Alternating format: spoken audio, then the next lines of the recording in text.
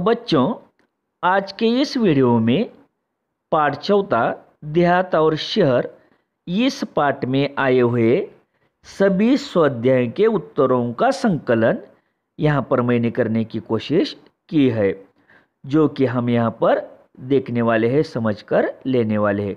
तो चलो शुरू करते हैं। पहला, खोजबीन। डाकघर से प्राप्त सेवाएं बताओ और संकेत स्थलों से अन्य सेवाएं ढूंढकर उनकी सूची बनाओ। उन सेवाओं के नाम और वो सेवाएं कब ली जाती है। तो डाकघर में जो हमें सेवाएं मिलती है उनकी जानकारी ढूंढकर हमें क्या करना है, लिखना है। तो मैंने आपको यहाँ पर उत्तर के माध्यम से इस स्वाध्याय का हल किया है। तो सेवाओं का नाम है, पहला पत्राचार। कब ली जाती है ये सुविधा?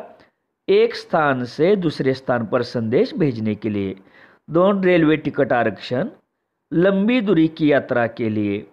तीसरा, सुकन्या समृद्धि योजना, बालिकाओं के उज्जवल भविष्य के लिए। तो ये डाकघर से मिलने वाली सभी सुविधाएं हैं।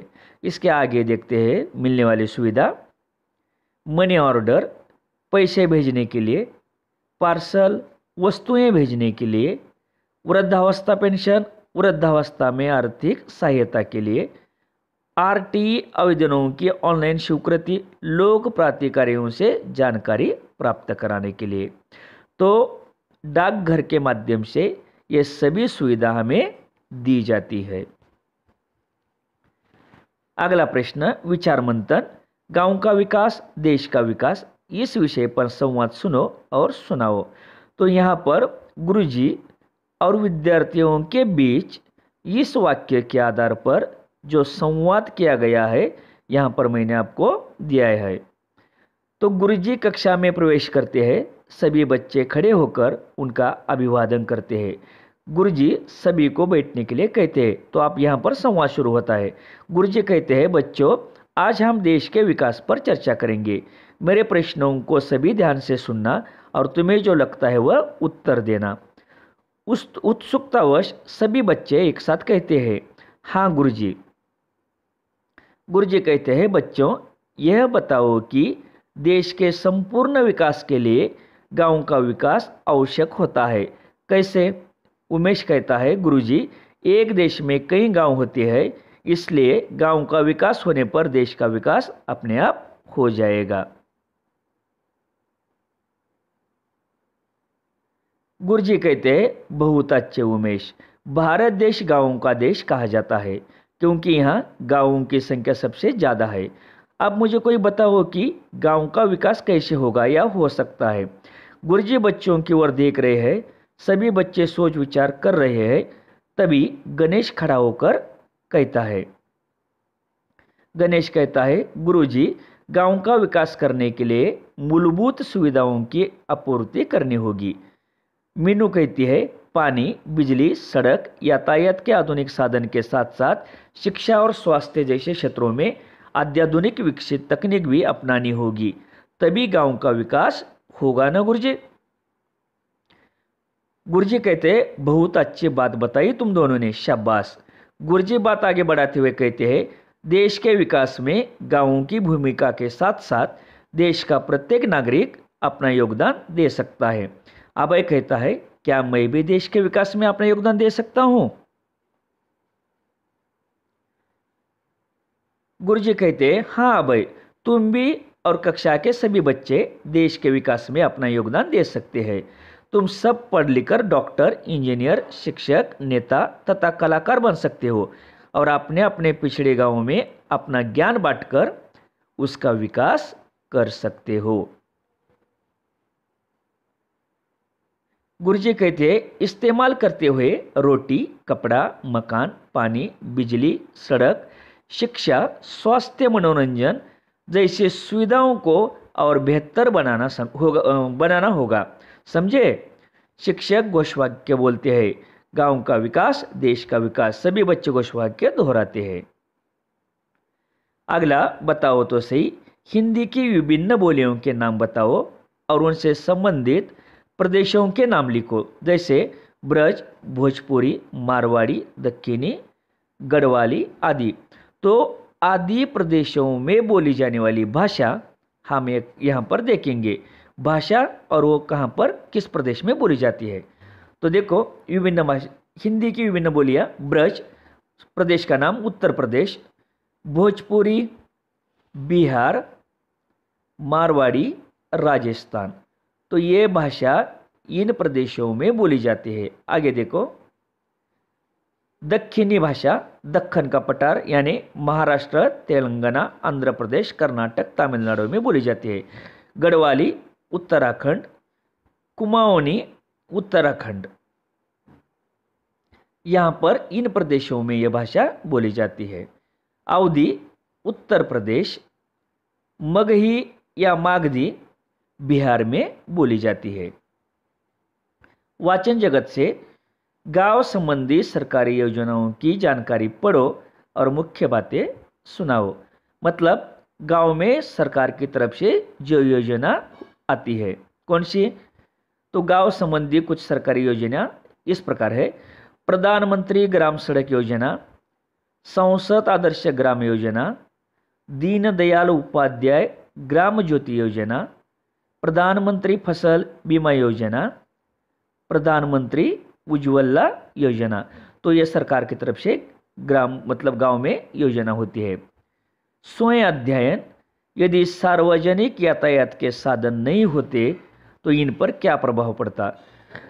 मतलब यातायात के साधन नहीं होते तो गांव, शहर, महानगर और देश पर इसका क्या प्रभाव होता, यह हम एक एक देखेंगे।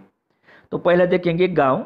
गांव में यदि सार्वजनिक यातायात के साधन न होते तो गांव के किसानों को सही समय पर बीज और खाद न मिल पाएगा, लोगों को उचित स्वास्थ्य सुविधा नहीं मिल पाएगी और साथ ही गांव के बच्चे भी उच्च स्कूली शिक्षा ग्रहण करने से वंचित रह जाएंगे। शहर में सार्वजनिक यातायात के साधन न होने पर लोग अपने गंतव्य स्थानों, बाजारों, अस्पतालों, विद्यालय, महाविद्यालयों, रोजगारों के स्थानों पर समय पर नहीं पहुंच पाएंगे।